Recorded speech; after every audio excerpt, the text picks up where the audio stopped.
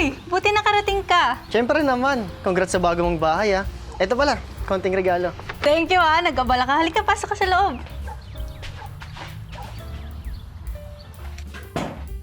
Si sir nga pala. Uy, sir, nandito rin po pala kayo. Oh, nandito ka rin pala. Upo ka. Sige po. Thank you po. Grabe, ang ganda ng bahay mo. Thank you Kami lang nag-designan. Kuha ka na din. Oo nga, maganda yung bahay mo, Ruby. Sulit sa investment. Thank you sir. Smart it talaga kapag pinaghirapan. Proud nga ako dyan sa kapatid ko na yan eh. Sir, bago yung kotse mo sa labas Oo, bagong bili lang.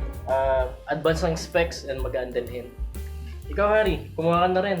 Sana nga, sir. Pinag-isipan ko pa po eh. Pero kung ako sa'yo, bahay muna. Ang kotse madaling bilhin. Ang bahay, investment, lifetime na. Bagay. Tama ka dyan, Ruby. Kapag kotse, umulan o umaraw, hindi ako mahirapan sa biyahe. Pero kapag bahay naman, siguradong may mauuwian ako araw-araw. Alin ba talaga ang uunahin ko?